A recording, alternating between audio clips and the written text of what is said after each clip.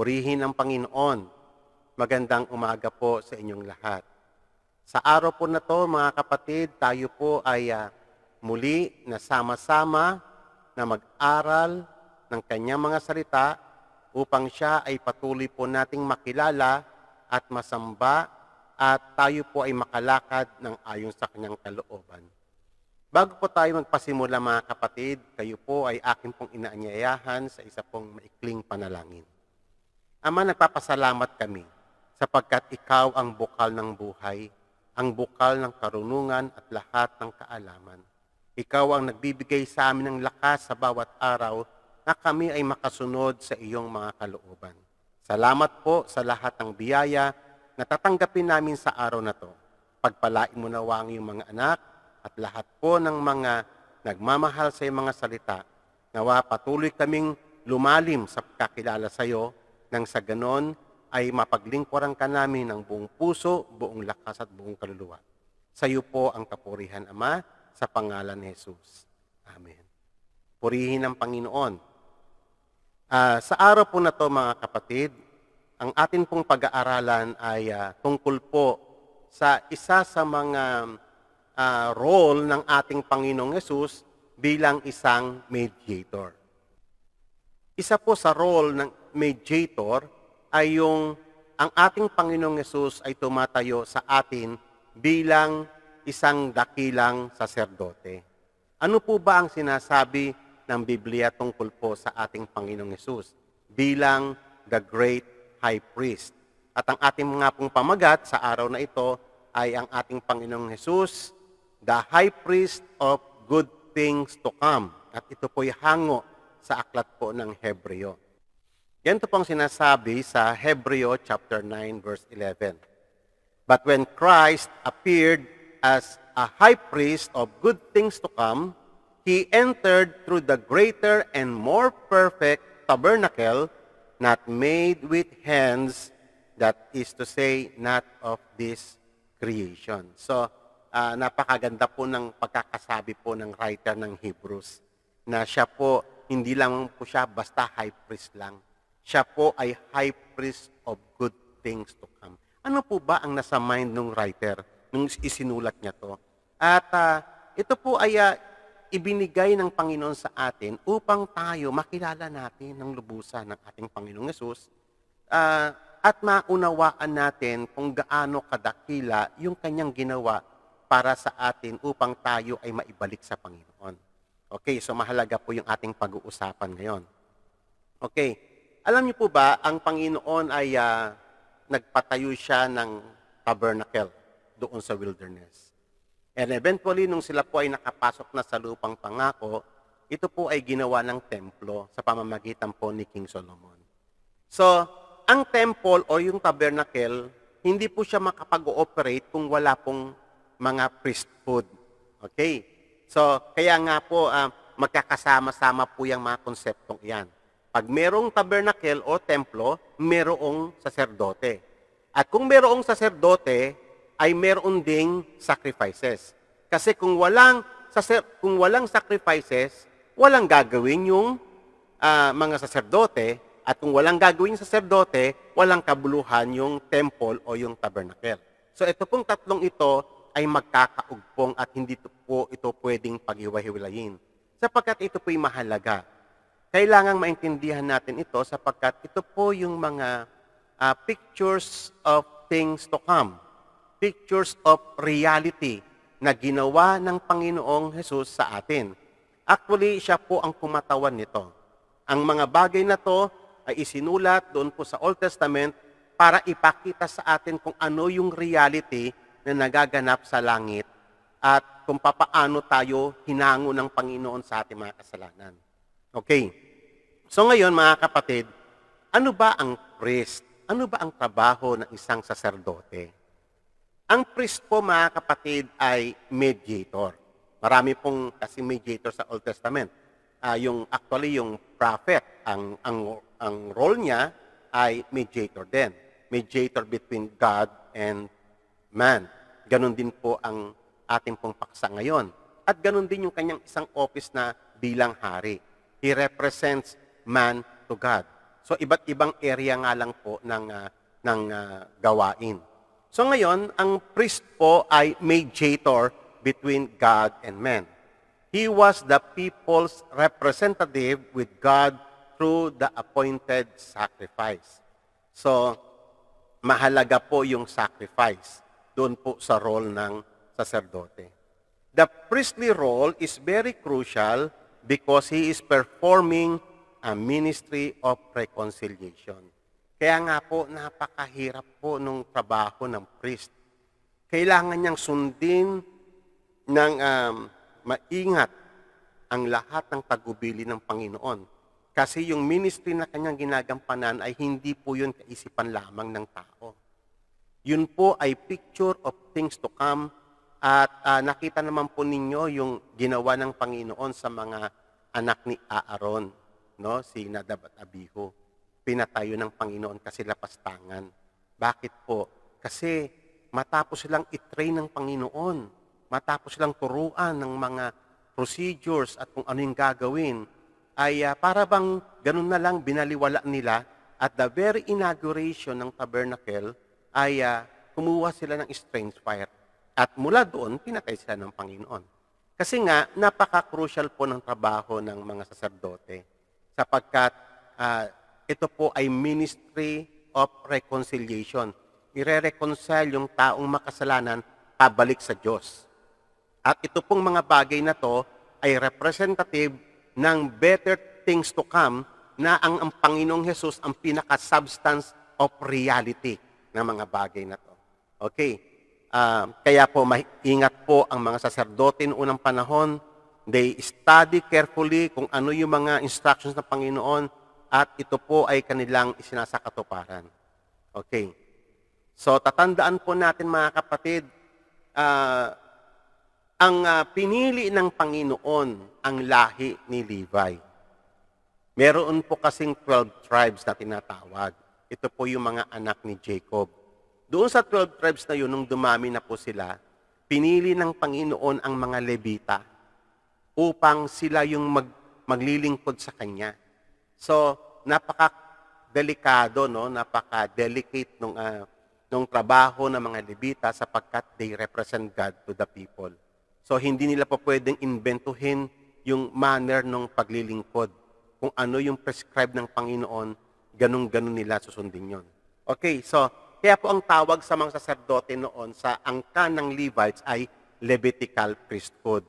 Pero among the Levitical priesthood, may pinili ang Panginoon, kasi isang pong tribe yan, maraming pamilya po yan. May pinili si God na isang pamilya. At yun po yung pamilya ni Aaron. So yung Aaronic priesthood po, out of Levitical priesthood na tribe, yun po ang magre-represent doon sa kanyang mga anak, magsasalin-salin yung tinatawag na punong saserdote o yung high priest. Okay, so ito po yung picture nung kung saan si Aaron ay inordain ng Panginoon sa pamamagitan ni Moses. Si Aaron po yung unang-unang high priest. Okay, so yung mga anak ni Aaron, sila po yung mga successor. Pag namatay si Aaron, sila po yung paparit sa kanya. At lahat ng mga kamag-anak nila, sila po ay mga Levita, mga katuwang na mga saserdote, at sila lang po yung allowed na magtrabaho at magminister doon po sa may sanktuaryo. Okay, so ang mga Levita, marami pong trabaho yan kasi maraming trabaho dito po sa may tabernacle ng Panginoon kasi napakaselan po ng pagliligtas na gagawin ng Panginoon. Kaya maingat po silang lahat. So lahat po sila may mga designation, may mga trabaho po silang ginagampanan, bawat isa. Pero yung Aaronic priesthood, sila po ay may mas mataas na pag-iingat na ino-observe. Kasi sila lang po, out of Levitical tribe, sila lang po yung allowed na pumasok doon sa may sanctuaryo mismo. Okay. Sila po yung nagpiprepare ng table of showbread, sila yung nagsisindi ng candle lampstand, sila po yung nagsisindi ng insenso sa golden altar. So yung mga anak lang ni Aaron ang nakakapasok doon sa loob ng sanctuaryo. Pero doon po sa may pinaka-inner sanctuary o yung tinatawag na most holy place ay si Aaron lang po o yung successor niya. na high priest, ang allowed lang na pumasok doon once a year at dapat meron siyang dalang insenso at meron siyang dalang dugo ayon sa ordination ng Panginoon. Maingat na maingat po sila. Okay, so yun lang po yung idea. Ngayon, ang twofold po kasi ang trabaho ng saserdote. Una, mag-offer ng mga sacrifices kay God. Talagang na-train sila. Marami po kasi klaseng mga sacrifices.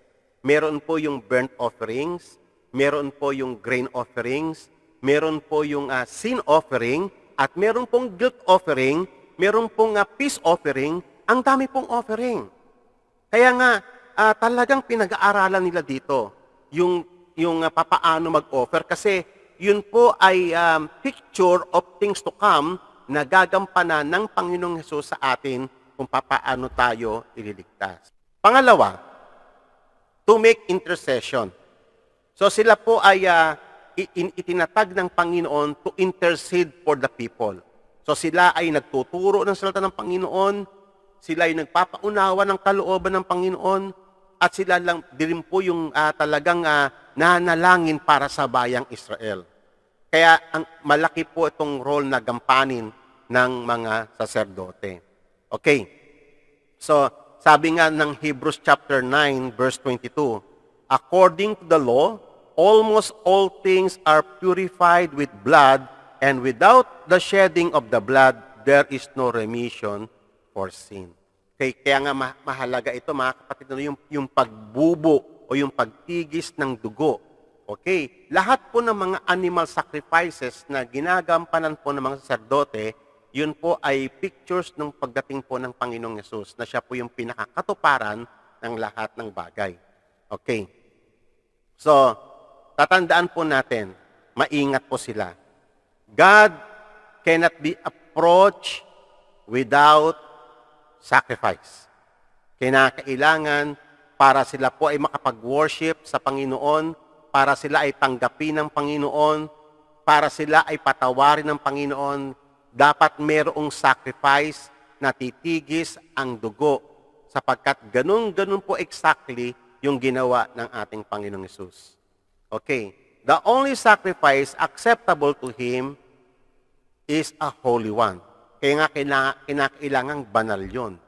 At kung ano yung sinabi ng Panginoon na parts na i-offer, kung anong klaseng hayop, kung anong klaseng ibon, kung anong klaseng grain offering, talagang susundin nila yon exactly kung ano yung prescription ng Panginoon. It must be pure and unblemished. Kaya chine-check po yan ng maigi ng mga saserdote. Ini-inspection nila yung mga hayop na ihahandog. Tinitignan nila kung may kapintasan, baka may sakit, o baka naman may mga depekto. Hindi po yun allowed na ihandog sa Panginoon sapagkat iyon po ay defiled. Kaya doon nyo pa lamang makipicture niya na mga kapatid kung gaano kaseryoso yung kasalanan ng tao. Na to the extent na ganito kabusisi yung manner ng pagsasacrifice. Maselan. Kasi ganun katindi mga kapatid yung offense natin laban sa Diyos. God is highly offended doon po sa ating mga kasalanan. Kaya si God po, dahil sa kanyang compassion sa atin, nag-provide siya ng way upang tayo na makasalanan ay makabalik sa Kanya. Okay? Kaya nga ang mga saserdote, maingat sila, ini-inspeksyon nila ng maigi yung mga hayop at kung ano yung requirement ng Diyos para doon, nang sa ganun iyon ay maging acceptable kay God, a soothing aroma. Yun po yung result na dapat na ma-obtain nila as they sacrifice. So, ibig sabihin po mga kapatid, hindi lang po yung basta makapag-serve sila. Hindi po ganun yun. Parang tayo rin ngayon mga kapatid, sa ating paglilingkod kay God, hindi lang yung basta makapaglingkod kay God. At pangalawa, hindi yung pamamaraan natin. Si God po ay meron pong prescribed na paraan. Ngayon, tayo po yung mga tagapagturo ng salita ng Panginoon. So, hindi po basta-basta ang pagtuturo sa salita ng Panginoon, maging maingat po tayo. Kasi nakita naman po natin yung picture dito, napakaselan. So, kinakailangan fully na i-represent mo si Jesus Christ sa tao. Kaya nga, maselan po yung mga offering kasi katulad na lang po, tignan niyo po iba yung sin offering, iba yung guilt offering. Dapat yung mga tagapagturo, alam na alam niya ito. Dapat alam na alam niya yung prescription ng Diyos kung bakit niya sinetel ang kasalanan, ano ba talaga ang nature ng sin, gaano ito ka-offensive kay God, at pangalawa, ano ba yung guilt offering? Kasi may sinetel si God eh. Kaya nga iba-iba yung offering eh. Merong peace offering, merong burnt offering. So dapat ang mga tagapagturo din, tayo man naglilingkod kay God, dapat naiintindihan din natin mga bagay na to, nang sa ganon, hindi rin natin malapastangan si God. Baka mamaya ang pagtuturo natin tayo na lang, yung parang sa sarili na lang natin. Tayo na lang yung nag-ooperate by our own. Hindi po ganon. Kitang-kita po natin dito, napakaselan ng kanilang ministeryong ginagampanan. At kung sila po ay magkakamali sa proseso, yung kanilang paghahandog ay hindi magiging acceptable kay God sapagkat hindi yun a soothing aroma before the Lord. So sa atin mga kapatid, nakita naman po natin sa Romans chapter 12, yun din po ang requirement. Di ba? Naalala niyo po ba yung Romans chapter 12, di ba? I-offer daw natin yung ating mga sarili bilang a living sacrifice. Holy and acceptable to Him. Yun po yung pinakamahalagang doon. Dapat maging acceptable. So yung konsepto po nito, bagamat ito ay na-fulfill na, ito po ay ongoing hanggang ngayon. Pero hindi na sa literal na pamamaraan. Ito po ay ongoing. Yung effect nung ginawa ni Christ, ongoing po yun. Kasi mayroon pong ibang maling kaisipan na ganito. Akala nila pag na-fulfill na-terminate na. Hindi na siya effective ngayon. Mali po yun.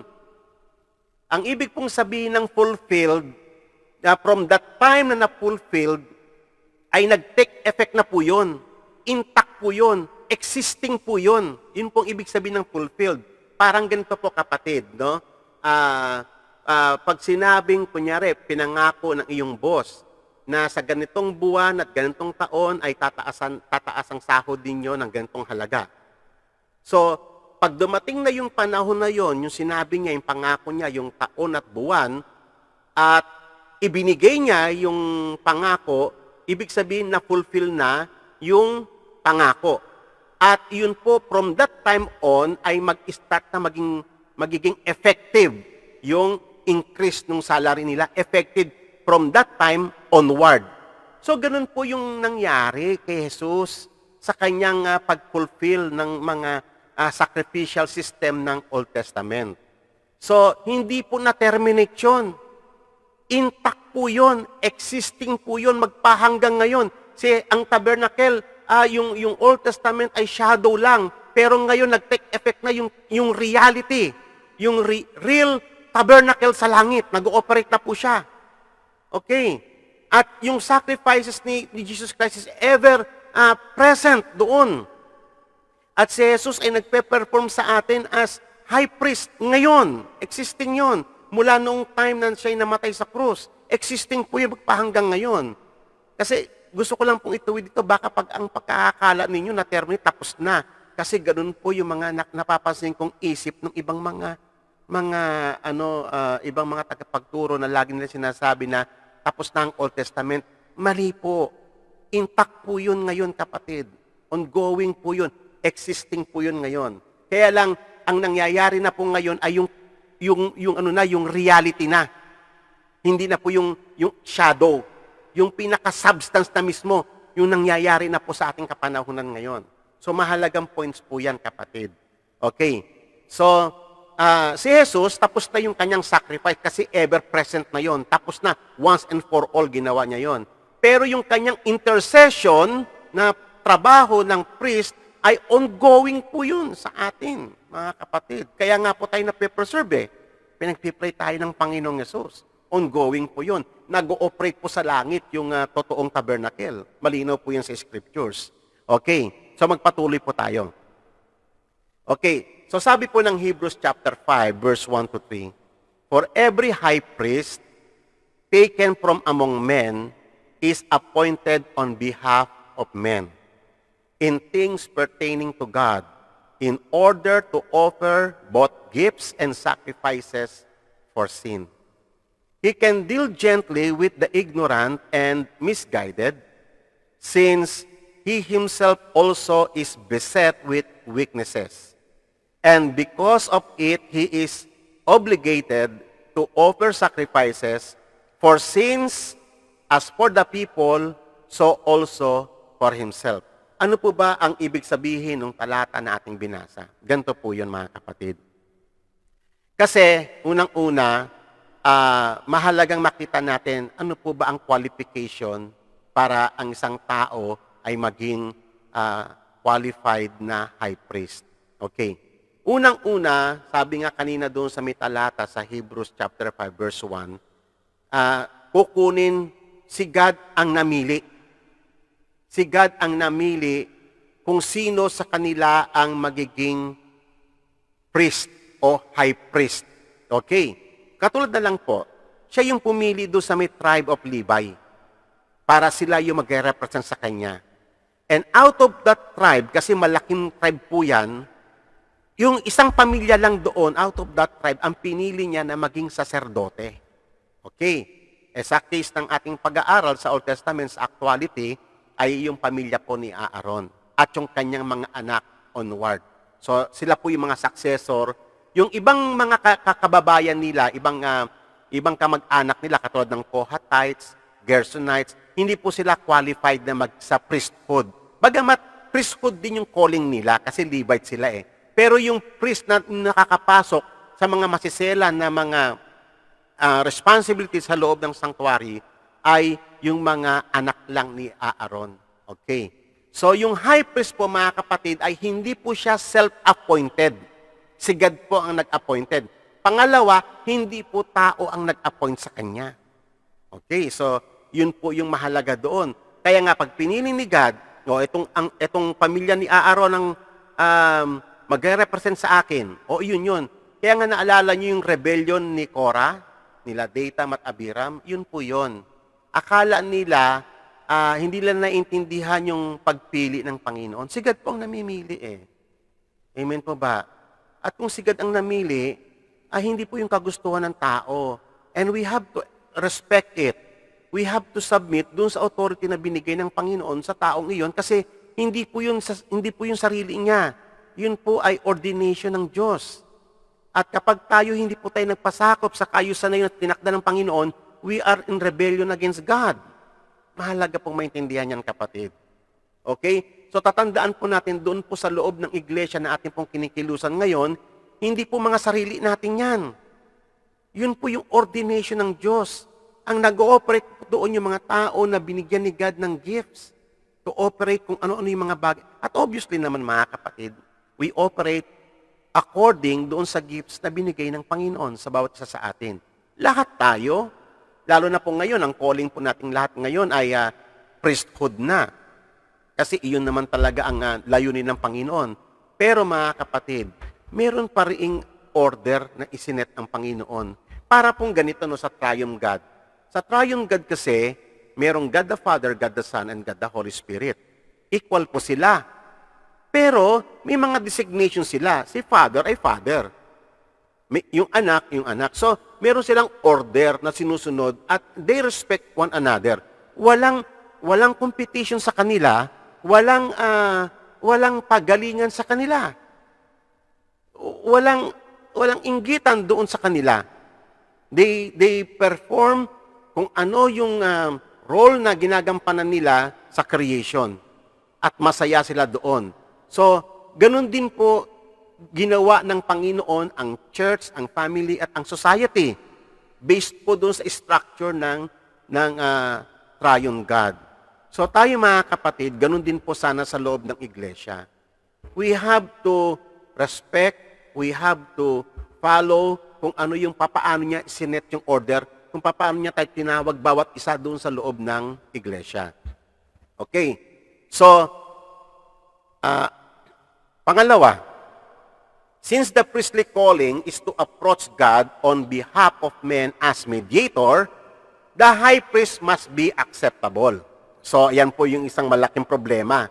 Kasi kinakailangan, kasi Yung high priest ay representative ng mga tao kay God. Kailangan siya yung unang-una. Bago ma-accept yung mga tao, siya muna dapat ang maging acceptable kay God.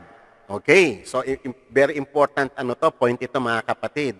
Kasi ganito, no, ang problema, lahat ng tao makasalanan. Lahat ng tao ay nag-fall into sin. Lahat tayo ay nasa sentence of death. So papaano tayo magiging acceptable kay God? May acceptable ba sa sino man sa atin, sa balat ng lupa? Ang lahat nagkasala at walang matuwid, kahit isa ang testimonyo ng Panginoon. Wala, kahit isa. So not even yung high priest that this time, o si Aaron, for example, ang karapat-dapat. Wala. So ngayon, so siya mismo, naiintindihan nung high priest na siya mismo nangangailangan siya ng mediator. Kasi ang role niya, mediator siya eh. Ang trabaho niya, mediator, intercessor sa mga tao, pero dahil nauunawaan niya ng malinaw, kasi nakikita niya na merong namamatay, merong dugo na tumatagas para lamang mapatawad yung kasalanan. Malinaw yun sa mga nagpe-perform ng duty sa may priest na kung gaano kaseryoso yung kasalanan. Kaya maingat na maingat sila at takot na takot sila sa pag-perform nila ng kailang mga duty. Okay? So ngayon, alam nila, hindi porke sila yung high priest, sila na yung boss doon. Hindi po ganun yun. Kahit sa loob ng church, hindi po ganun ang idea, kapatid. Hindi po ganun. Tayo, alam natin, lahat tayo na nagpe-perform doon sa church, alam natin na tayo ay pura-parehas na makasalanan.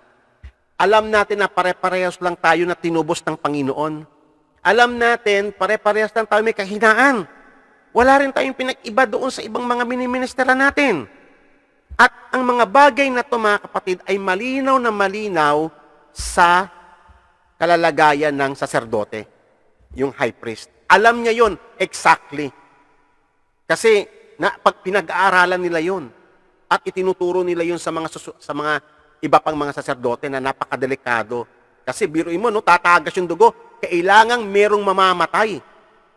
At nakita nila yung kamatayan ni Nadab at Abihu, na talagang iyon yung naging example sa kanila na dapat silang matakot as they approach God, na hindi yung mga sarili nilang kagustuhan, kung hindi kung ano yung prescription ng Panginoon. Okay? Kasi alam nila na ang pinaglilingkuran nila is a holy God. Ngayon, alam niyo mga kapatid kasi, sa panahon ngayon, parang nawalaan na yung ganong konsepto sa loob ng church. Ang mga napansin ko yan sa mga nagtatrabaho sa church, parang sila na lang eh. Parang they perform by their own authority na lang. At yung sariling kagustuhan na lang nila, hindi na talaga yung kung paano yung idea nito, mga kapatid. Ang paglilingkod kay God, hindi po idea of men. Hindi po tayo yan, kapatid. Dapat po nating maintindihan, as we minister, tayo rin sinner, tulad din ng mga high priest. They know that they are sinners. They know that they also need a mediator, that they also need intercessor. Kasi alam nila may kahinaan din sila. Okay. Pangatlo, it was the duty of the high priest to offer both gifts and sacrifices for sins. Okay. So, naiintindihan nila yon. Basic yon sa kanilang mga duty. Ngayon, ang tanong dito, mga kapatid, papaano sila na isang sinful din, tulad ng mga tao na nire-represent nila, papaano yung sinful man na makapag-offer ng sacrifices for sin, papaano yun magiging acceptable kay God? So, importante po yan, no? Ibig sabihin, mga kapatid, ganito po yung point, na yung priest, naiintindihan niya yun. Kasi kailangan niya rin siya mismo kailangan niya rin ng atonement for his sin eh. Kaya nga nag-prescribe si God na siya rin ay maghahandog tulad din ng mga tao. Kasi siya ay makasalanan din siya. So, naiintindihan yun na pag maghahandog sila, yung high priest, no? I'm talking about the high priest itself. Okay. Naiintindihan ng high priest na nag-a-act siya hindi sa kanyang sarili. as he performed yung mga sacrifices. Dahil alam niya na sinner din siya. Pati rin siya, nangangailangan din siya nung atonement, nung forgiveness ni God. Alam niya yon exactly. So ngayon, the high priest acted not in his own right or in terms of his credentials. So, ganun din po sa atin ng mga tagapagturo. Hindi porke preacher tayo na yung tama tayo sa lahat ng ano. Hindi po ganun ang idea ng pagtuturo. Tayo po ay mga sinners din. May mga kahinaan din tayo. Tayo, mga kapatid, very prone din tayo sa kasalanan. Wala tayong pinag-iba sa mga miniministera natin. Tanging si Jesus lang talaga ang ating stand. Tumatayo tayo hindi sa ating sariling credential. Tumatayo tayo in behalf of Jesus Christ. Kasi yung church na ating tinuturuan, hindi po natin church yon. Yun po ay church ni Jesus Christ. Malinaw po yan. Sinabi po yan ni Jesus Christ kay Peter. Upon this rock, I will build my church. O, yan po ang isang error na maraming pastor. Akala niya, church niya yun. Kaya kung mag-act siya, parang kanya. And he acts by his own authority. Nag-act siya na parang siya yung savior ng mga tao. Nag-act siya na parang siya yung liwanag ng mga tao. Hindi po. Hindi po ganun yun, kapatid. Dapat maintindihan po natin ito so that alam din natin mag-minister sa mga tao. Dapat maging malinaw din sa atin yung ating kahinaan bilang mga tagapagturo at mga ministers ng Panginoon.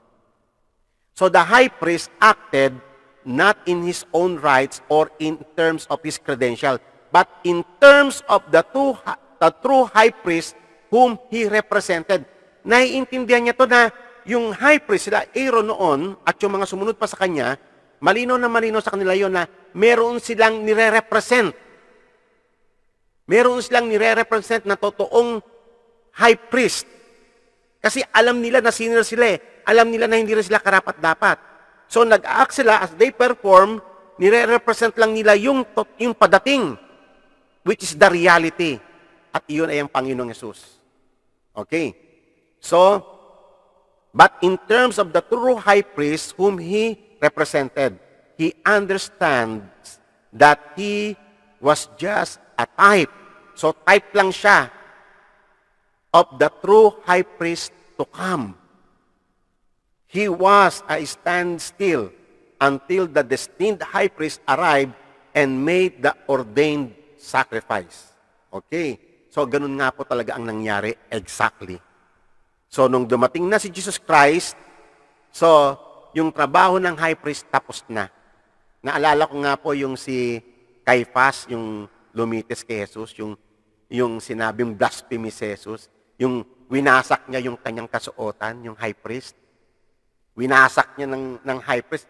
Pinunit niyang gano'n. Akala niya kasi blasphemous si Jesus Christ.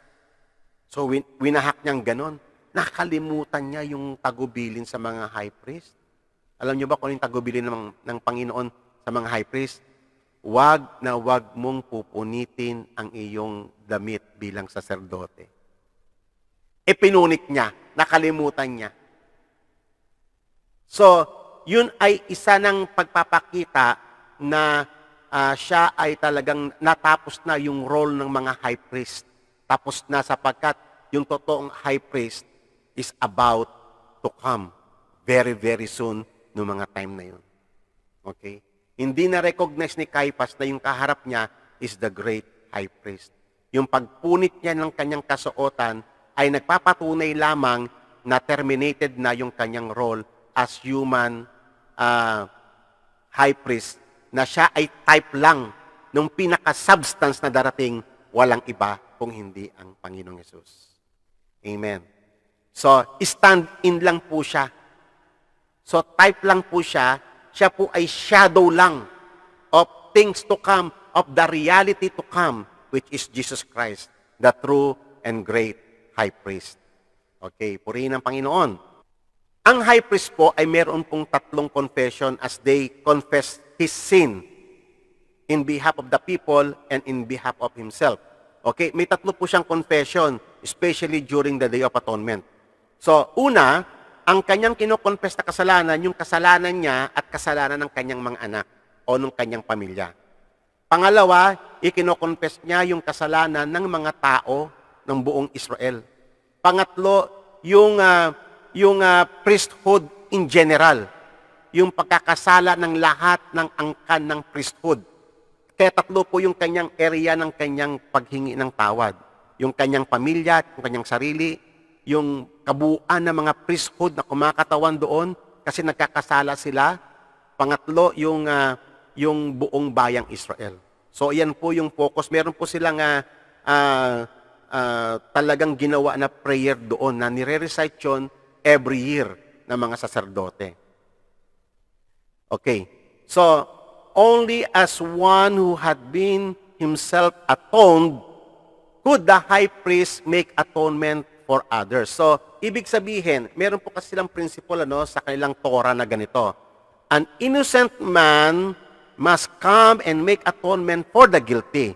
But the guilty, kunyari yung high priest guilty siya, may not come and make atonement for innocent. So, pwede lang siyang magkapag-aton kung siya mismo ay hindi na napatawad na siya. Kaya nga, importante yung sa high priest na i-confess niya yung kanyang kasalanan. Otherwise, yung pag-confess niya ng kasalanan ng mga tao, hindi yun acceptable. Kaya nga, ganun, tayo rin po mga kapatid, tayo rin mga naglilingkod kay God. Take note of this. We confess our sins. Kasi tayo, may kahinaan din tayo. We confess the sins of our family. Nagkakasala rin yung family. Biro mo, representing yan, At iningi rin natin ang tawad yung mga kasalanan ng mga workers sa church. Iningi natin yan. At plus yung kasalanan ng congregation na ipinagkatiwala ng Panginoon sa atin. So, ito po ay intact ito mga kapatid. Ganito po tayo manalangin. We pray for our sins and for the sins of our family. For the sins of the workers, ng mga elders, ng mga deacons. We pray. And for the sins of the people na inintrust ni God sa ating pangangalaga. Okay? So, sabi nga po ng Hebrews chapter 3, kaya nga, therefore, holy brethren, partakers of heavenly calling, consider Jesus Christ, the apostle and high priest of our confession. Mahalaga ito mga kapatid, yung the way you confess Jesus Christ in your life. Huwag nawa maging ordinaryong lang si Jesus sa buhay natin. Parang minsan kasi nagiging over-familiar tayo Para bang in Jesus' name, ganun. Hindi mo na naintindihan kung kung gaano kahalaga yung role na ginagampanan ni Jesus sa atin bilang high priest. We have to confess Him as our great high priest. At yung role na ginagampanan niya sa atin, mga kapatid. Okay. So ngayon, sabi ng Hebrews chapter 9, therefore it was necessary for the copies of the things in the heavens to be cleansed with this. But the heavenly things themselves with better sacrifices than this. So, ibig sabihin, ito po yung shadow, yung mga tabernacle, yung temple ng Old Testament, they are only shadow of things to come. So kung itong mga bagay na ito ay nililinis sa pamamagitan ng dugo, napakaselan, sabi, napakaselan ng trabaho na ginagampanan ng mga saserdote. So sabi rito, ikinukumpara doon sa may totoong, sa may pinakadakilang tabernacle sa langit, yung pinagkopyahan ng nasa lupa. Sabing ganon, kaya nga, doon natin makikita na napakadakila ng ginawa ng Diyos sa atin. Minsan kasi alam nyo, we treat sin very lightly. Yan po yung problema. Lalo tayong mga na-observe ko sa mga matatagal ng Kristiyano, relax na lang Parang wala na, parang totoo naman forgiven na tayo sa ating mga kasalanan. Pero huwag nyo kakalimutan kapatid. Huwag nyo kakalimutan kung gaano kadakila yung ginawa ng Panginoon. Though it is free, it is very costly. Tandaan po natin yan. It is very costly. It cost the life of our Lord Jesus Christ. Okay. So, kaya nga ito ay sinulat sa Hebrews para tayo ay i-remind kung gaano kadakila yung role ng ating Panginoong Yesus bilang great high priest. The priests are continually entering the outer tabernacle. Outer tabernacle po ang tawag doon sa may temple at doon po sa may tabernacle na tinayo ni Moses. performing the divine worship. But in the second, only the high priest enters once a year, not without taking the blood. Okay, yung most holy place, which he offers for himself and for the sins of the people committed in ignorance. So, dalawang klase po yan, no? Meron pong kasalanan na committed in ignorance at committed na talaga na mga willful. Okay. Ang sin offering, kapatid, kung babasahin mo yan sa Leviticus, yan po ay offering para sa mga kasalanan out of ignorance, hindi sinasadya. Amen. Take note of that. Okay. The Holy Spirit is signifying this, that the way into the holy place was not yet been disclosed, while the outer tabernacle is standing. So, habang nakatayo pa daw noon yung tabernacle o yung temple ni Solomon noon, yun po ay outer tabernacle, which is a symbol of the present time. Ito yung present time po na tinutukoy nung panahon po nila Moses, kasi nung time na sinulat, nakatayo pa yung tabernacle, yung temple. Accordingly, both gifts and sacrifices are offered which cannot make worshiper perfect in conscience. So nakita niyo po mga kapatid, no? Dahil nga shadow lang siya eh. So shadow lang siya, hindi talaga yung ginagampanan nila doon na inordain ni God na mga animal sacrifices, hindi talaga yung nakakapag-purify ng kasalanan nila. Conscience, no? Mga kapatid, ito po yung mas malalim na issue ito. Ang dinidil po rito ay yung conscience natin, kung saan yung guilt ng tao is nag-ooperate. Okay. Alam nyo ba, magandang paksa po yan eh, yung guilt. We have to understand the power of guilt. At kaya sinettle yan ni Jesus Christ once and for all. May separate offering dyan na tinatawag na guilt offering. Kasi napaka-crucial po niyan, mga kapatid. Kaya nga tayo, yung ginawa ni God, ginawa ni Christ para sa atin, He sets us free from the power of guilt. Yung ating evil conscience, nilinis niya yan, kapatid. Nilinis yan ng Panginoon. Once and for all, na-purify yung ating evil conscience. Malalim pong pag-aaral ito. Minsan, uupuan po natin yan, mga kapatid. Mahalaga po ito na maintindihan, especially ng mga workers at tagapagturo sa church. Kasi, dapat naintindihan natin yung power ng ginawa ni Christ na atonement para sa atin. He cleansed us doon sa may power ng guilt. Kasi iba po yung guilt eh. Iba po yung effect niyan, yung disastrous effect ng guilt sa buhay ng tao. Okay. So, yun po yung dinil ng Panginoong Yesus. So, yung kanilang animal sacrifices na ginagawa noon, yearly, ay nire-remind lang sila sa kanilang kasalanan taon-taon. So, taon mapapatawad sila. And then the following day, kasi nga sinner sila. So, nandun na naman, nangangailangan na naman sila ng atonement. Kasi nga, alam nila, no, yung power of guilt. Matindi yan. Kaya ang bayang Israel talagang pinag-alaanan nila yung kapistahan sa 7th month nila na tinatawag na the Day of Atonement. Very important yan sa kanila. Sa kanilang existence as nation.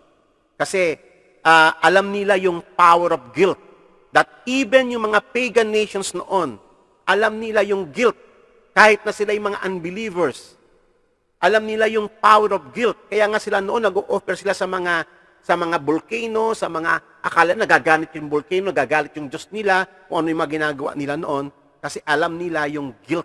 Hindi lang nila ma-identify yon. Unlike sa atin ng mga Kristiyano, malinaw ito na katuruan ng Biblia sa atin. Sinettle ito ng Panginoon, mga kapatid, yung guilt. Kaya, uupuan po natin yan isang araw. Okay. So, but Christ came as high priest of the good things to come with the greater and more perfect tabernacle, not made with hands, that is not of this creation. Ito na po yung talagang, yung totoong copy, yung totoong tabernacle sa langit na kung saan yung sa lupa ay kinopya lamang. Shadow lamang siya nung nasa langit. At iyon yung pine-perform ng Panginoong Yesus na tabernacle. At yung sacrifices ay talagang doon ini-offer yon. Kaya nga, better sacrifices yung ini-offer ng Panginoong Hesus. Kaya nga, ang tawag po dyan, yung ginampanan niya, si Jesus ay high priest of the good things to come. Okay. Not with the blood of goats and calves, but with His own blood. He entered the most holy place doon po sa langit once and for all. Hindi po taon-taon, hindi po paulit-ulit. Once and for all, take note ito mga kapatid, mga tagapagturo. Take note, minsan lamang nag-offer si Christ ng kanyang sacrifice. Having obtained eternal redemption. Mahalaga po yun. Ito po ay words ng Panginoon. And we have to carefully, kung papaanong napakaingat ng mga saserdote noon, carefully na ina-administer nila yung mga sacrifices, tayo rin kapatid, mga co-workers, maging maingat tayo. We have to follow kung papaano sinettle ng Panginoon yung ating kasalanan. Having obtained eternal redemption. Eternal, alam nyo naman po yung salitang eternal, hindi po ba? Eternal redemption. Sinettle po yan ng Panginoong Hesus once and for all. Kasi minsan lang siyang umakyat sa langit. Okay. For if the blood of bulls and goats and the ashes of heifer sprinkling the unclean sanctifies for the purifying of the flesh, how much more? Sabi niya nga rito, no, kung yung mga ginagawa nga nila noon ng mga hayop na pinapatay para sa atonement ng kasalanan, ay nakakapag-sanctify din napupurify din yung flesh Pero, yung ginawa ng Panginoong Yesus, iba. How much more shall the blood of Christ, who through the eternal Spirit offered Himself without spot to God, cleanse your conscience from dead works to serve the living God. So nakita niyo po mga kapatid, ang target ng Panginoong Yesus, yung linisin itong evil conscience natin. Kasi dyan nag-ooperate yung guilt. Okay? Mahalaga po yan kapatid. Okay. And for this reason, He is the mediator of the new covenant by means of His death. For the redemption of the transgressions under the first covenant, that those who are called may receive the promise of what? Binanggit na naman yung word na eternal. Eternal inheritance. So mahalaga po ito mga kapatid, no? Carefully inilatag itong mga words na ito. At tayo na mga tagapagturo, we must carefully gamitin din natin ito as we minister to the people, gaya ng mga saserdote. Carefully. Maging maingat tayo. Wag mong babawasan yan. Wag mong ititwist yan. Okay? So, kung papaano napakaingat, napakaselan yung ginawa ni Christ, na itong ginawa niya para sa atin to settle our sin, ganun din po natin administer. Maging maingat po tayo mga kapatid. Kinakailangan sa pagtuturo natin, yes, magandang idil mo yung kasalanan kasi ito, dinil yung kasalanan. Pero, pag puro dikdik lang ng kasalanan ang ginagawa mo, pero hindi mo ipinopoint doon sa ginawa ni Christ, ay nagiging parang ano lang tayo, na ang trabaho lang natin parang ibinabaon lang natin yung mga tao sa guilt. So dapat, ang end ng ating pagtuturo about sin, ang direction ay si Christ, na makita niya yung atonement ni Christ, at dapat mag-glorify si God. Okay? Kasi ang goal ng Panginoon is to set people free from evil conscience, sa kanyang guilt na pumapatay sa kanya, na nagwawasak sa kanyang pagkatao. Okay? Mahalaga po to, very crucial ito sa ginawa ng Panginoong Yesus. Okay, kaya nga sabi po sa Hebrews chapter 7, verse 20-25, the former priest, on the other hand, existed in great numbers because they were prevented by death from continuing kasi nga namamatay, no? Kinakailangang mapalitan. Pero yung ating Panginoong Hesus, but Jesus, on the other hand, because He continues forever, namatay siya at muli na siyang nabuhay at hindi na siya muling mamamatay uli, kundi siya ay eternally alive forever and ever, who holds the priesthood permanently. Nang sa ganon tayo rin, mga kapatid, ay makakaasa din ng perpetual doon sa may hope, yung finished work niya. Perpetually din yung ating pananalig sa kanyang finished work. Okay. Therefore, He is able also to save forever those who draw near to God through Him. Careful, mga kapatid, ano? Ito po yung mga words na nais ng Panginoon na maituro natin sa mga tao. Because this is the finished work of Jesus Christ. This is great work of atonement ng ating Panginoong Yesus. At ito yung foundation ng ating pong pagtuturo at pagmiministeryo sa mga tao. Therefore, He is able also to save forever those who draw near to God through Him, since He always lives to make intercession for them. So nakita niyo yung sinasabi ko kanina, na yung kanyang role as high priest, hindi po yung nung siya po ay muling nabuhay, na-terminate na, hindi po. Nagkaroon na po ng effectivity yon from that time onward hanggang sa kanyang muling pagbabalik. Hanggang sa restoration ng lahat ng bagay. Amen po ba? Okay. So, kaya nga purihin ang Panginoon. For it was fitting for us to have such a high priest. Amen. Holy, innocent, undefiled, separated from sinners, and exalted above the heavens. Wow. Who does not need daily, like those high priests, to offer up sacrifices?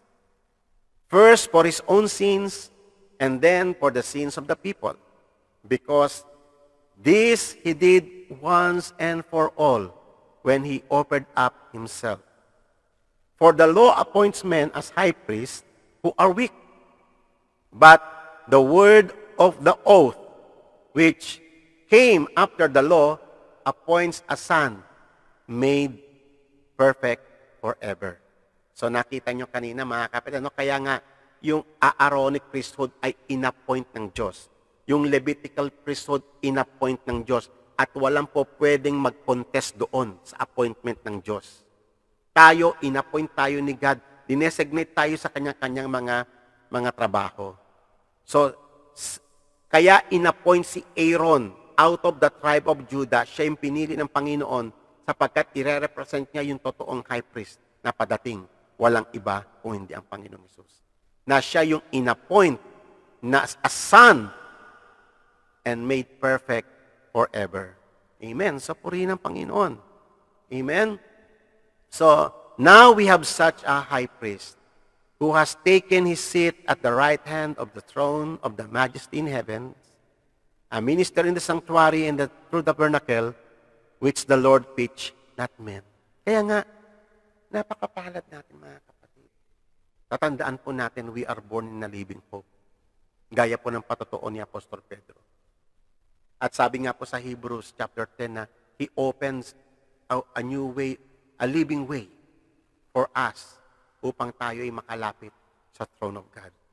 Tatandaan niyo po noong unang panahon, ang Holy of Holies, kung saan nandoon yung Ark of the Covenant, which is the very throne of God. Isang tao lang nakakapasok doon. Isipin niyo po, once a year pa. At kinakailangan may dala siyang dugo, at kinakailangan may dala siyang insenso, and he has to follow exactly kung ano yung procedures na isinet ng Panginoon para sa offering, sa sacrifices. But now, God, inopen na ito. Tapos na once and for all. Tapos na ang lahat ng bagay. At si Jesus ay nakaupo na doon. At siya ay nag-intercede sa atin. Amen? Siya ay nagmi-minister ngayon doon sa may totoong sanctuary, sa totoong tabernacle sa langit. Nakaupo siya sa tabi ng Ama. Amen.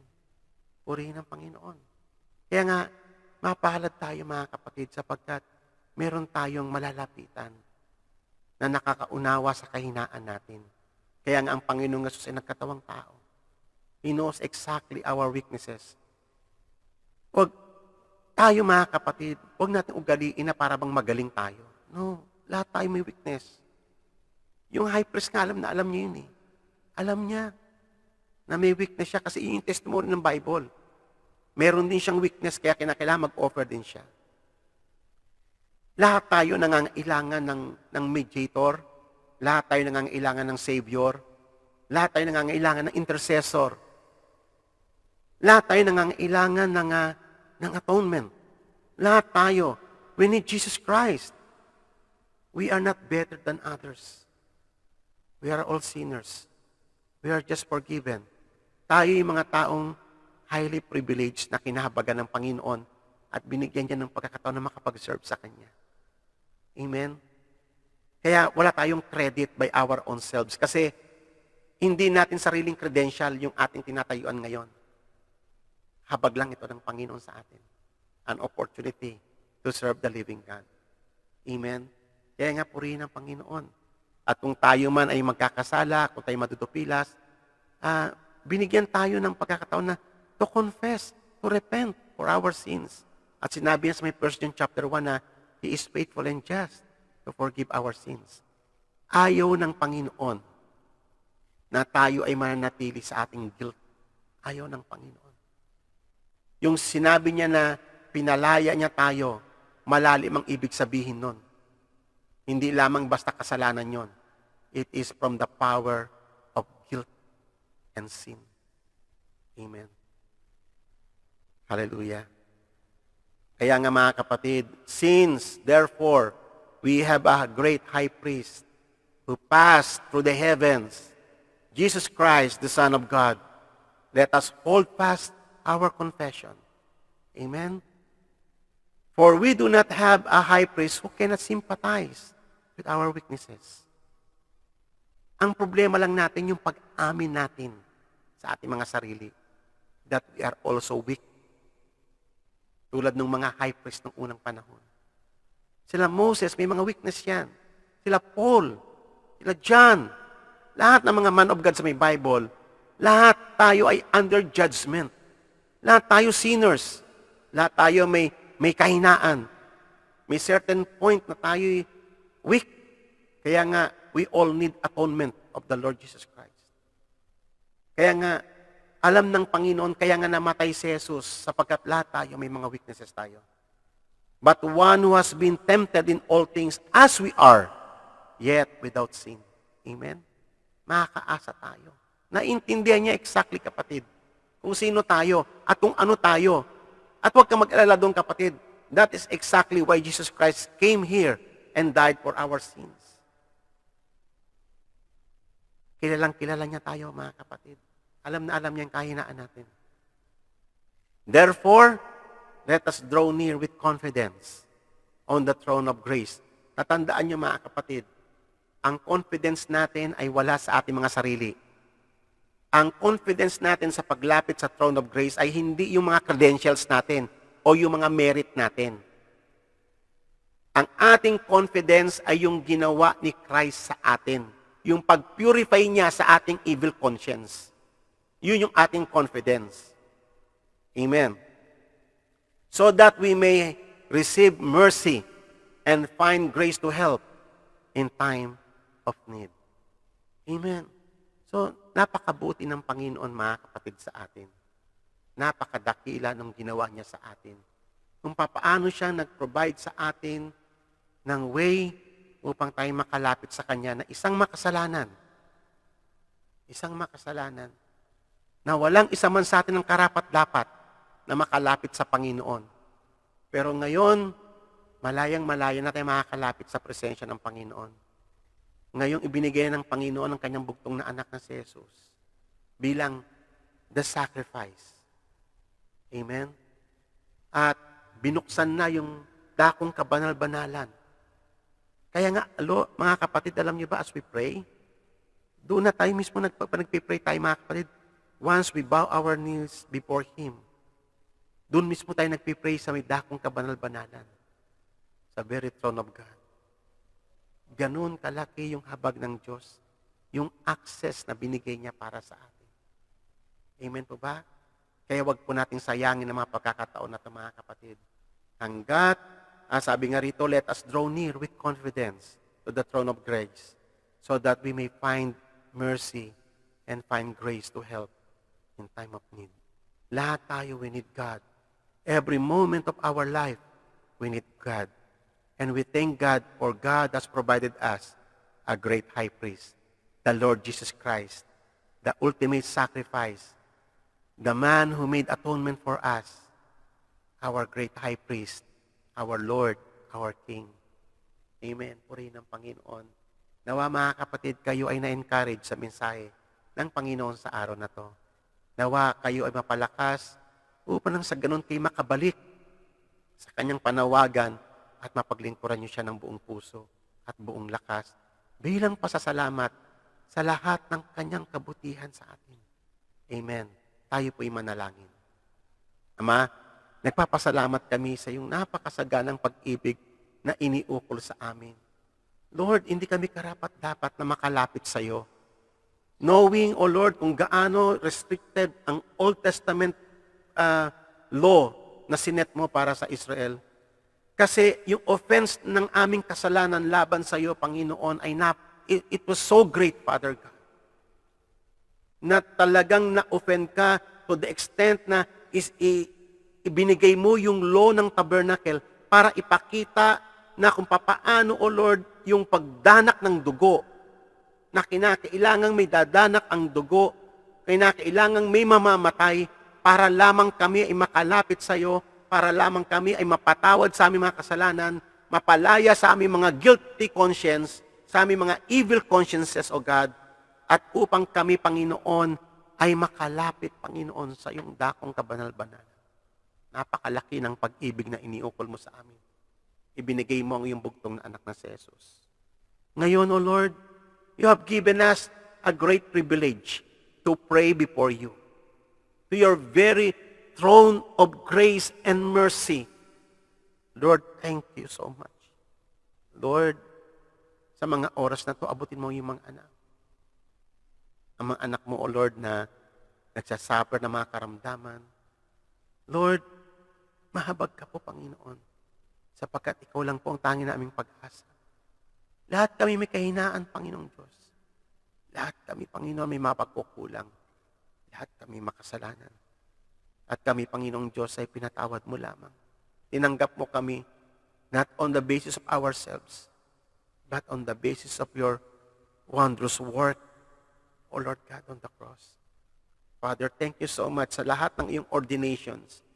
Inordin mo ang lahat ng bagay, O God, upang ipakita kung gaano kadakila ang pag-ibig na iniukol mo sa amin. Lord, we worship you. We thank you. May you bless your people and keep us in this time of pandemic, O God. Sustain your people, Father God, and keep us under your wings. We worship you, O Lord. In Jesus' name we pray. Amen. God bless you, mga kapatid. Nawa sumainyo ang kapayapaan ng Panginoon. Amen.